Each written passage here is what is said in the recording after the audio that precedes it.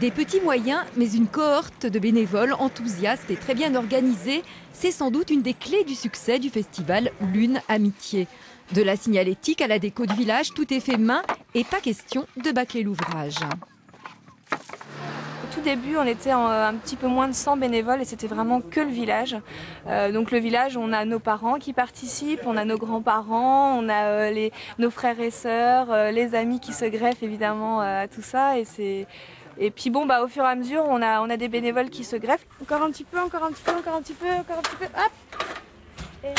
Donc à travers les réunions bénévoles qu'on a fait, on a mobilisé un peu tous les bénévoles pour qu'ils nous donnent tous les bouchons, qu'ils les jettent pas. Ça développe un peu l'imagination quand on a des petits moyens comme ça, essayer de faire des grandes choses et tout.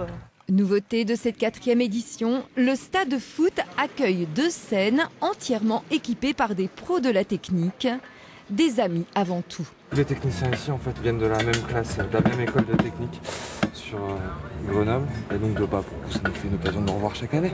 Qu'est-ce qu'il y a d'intéressant dans ce festival particulièrement? Qu'il est gratuit et qu'on se démerde tous, qu'on arrive à faire ça. C'est une certaine fierté parce qu'on y arrive, on veut être gratuit de toute façon, on ne continuera pas si on doit faire payer. Je veux dire, c'est pas notre but. Nous, on veut que ça soit la culture en accès libre.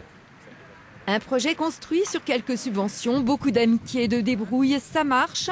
Preuve encore le spectacle de danse, monté par un groupe de jeunes qui se retrouvent eux aussi chaque année. Est-ce qu'on est vraiment obligé de partir ?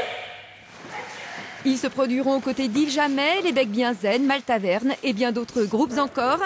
Un événement à ne pas rater.